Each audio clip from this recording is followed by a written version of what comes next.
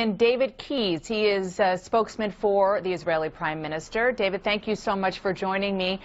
Obviously, the Prime Minister and many people in your country are very upset.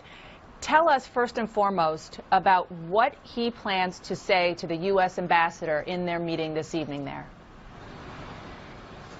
Well, I'll leave that to the Prime Minister and the American ambassador. But what I can say is that Israelis collectively, and the government in particular, were deeply, deeply disappointed at this Security Council vote.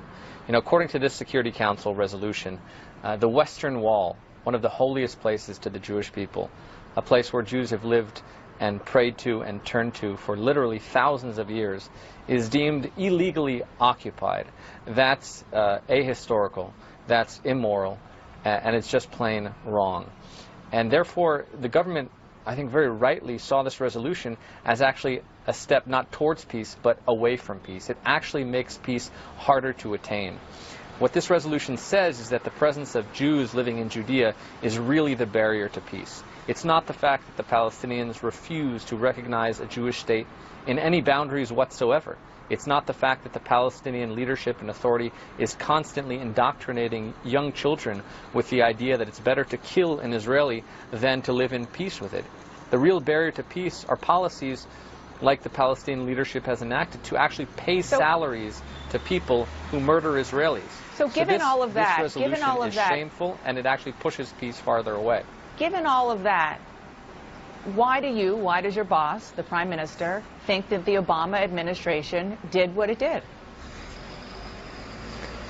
Well, we have ironclad information, frankly, that the Obama administration really helped push this resolution and helped craft it from sources internationally and from sources in the Arab world. And it's really an unfortunate legacy, a kind of last-minute jab at Israel that actually distances peace. And I applaud leaders of both the Democratic and Republican parties who have come out and blasted this deeply anti-Israel resolution, this resolution that unfairly targets Israel from a body which to say is biased would truly be to understate. David, let me just stop you right there. You are saying you have ironclad information effectively that has engaged in collusion with the Palestinians to get this resolution passed.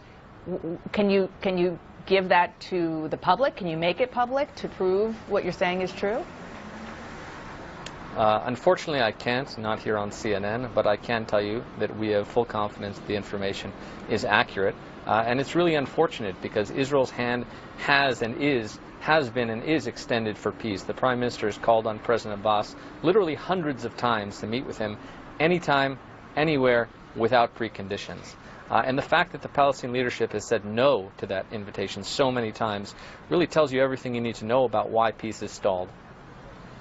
Just for the record, I had a Palestinian official on in the last hour who I asked this very question, who denied it, insisted that didn't happen. So obviously two different points of view, but you can be sure we're going to be digging down and trying to get the proof to that allegation, because it's a pretty explosive one given the history of these countries. Now, let's look forward. Actually, before we do that, I do want to ask you one question about this meeting tonight. The fact that he, the Prime Minister, is meeting with President Obama's ambassador, somebody who's not going to be there in 20-plus days. I mean, diplomatically, isn't that a waste of time, considering the fact that he's going to have a whole new administration, a whole new cast of characters to work with? Does he just want to have a chance to basically slap him on the wrist in person, in private? I don't think it's a waste of time at all. I think it's a very important message to send, that those who claim that the Western Wall is illegally occupied territory, those who allow such deeply anti-Israel and one-sided resolutions to pass, need to be told the truth. And the truth is that we're not illegally occupying places like the Western Wall. The truth is that our hand is always extended for peace. And the truth is that the real barrier to peace here is not the presence of Jewish communities in Judea, the real barrier to peace here is the fact that the Palestinian leadership refuses to recognize a Jewish state in any boundaries whatsoever. So, frankly, I'm very glad that this message is being sent to the world about the truth of this deeply anti-Israel resolution. And I'll say just one more thing, that President Obama himself said in 2011 that peace was not going to come through resolutions or statements at the United Nations. He was right then, and it's unfortunate to see the Obama administration allowing such a vote to pass. So let's look ahead, and perhaps we can do so on a hopeful note. I want to play for you something that Hussam Zalmat said to me in the last hour. He is a Palestinian leader and advisor to Mahmoud Abbas about looking forward to the Trump administration and the possibilities then. Take a listen. He hoped that President-elect Trump will really start focusing on us, and our hands are extended, our hearts are open, our hopes are high, and our prayers in the Christmas Eve is that he is going to be the one who's going to make the deal.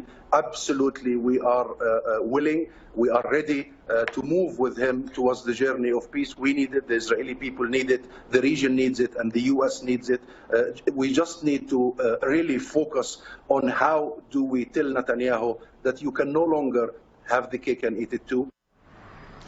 Okay, so the Prime Minister, Netanyahu, has made it very clear that he is looking forward to a Trump administration, too. Does that give you hope, what you just heard, that perhaps a new administration in the U.S. with a very different approach and a different history, maybe a lack thereof, could be what's needed? I am indeed hopeful about the future, and so is the Prime Minister. He looks forward to working with the President-elect. Our sincere desire that at long last the Palestinians come to accept the presence of a Jewish state here. And there's a number of things that could be done, from stopping this horrific culture of hate where Palestinians are teaching young children to lust for death and to try to want to kill Israelis by paying them a monthly salary. You know, that's what happens today, is that anybody who murders an Israeli is actually paid a monthly salary. So Israel is hopeful despite those challenges, but real peace is based off mutual recognition and mutual dignity. And we stand ready to make peace with any partner that's willing to have peace with us, so long as they both recognize our right to exist and aren't a threat to our very existence. Well, I'm glad that we could end on a hopeful note. Thank you very much for joining me. Happy Hanukkah.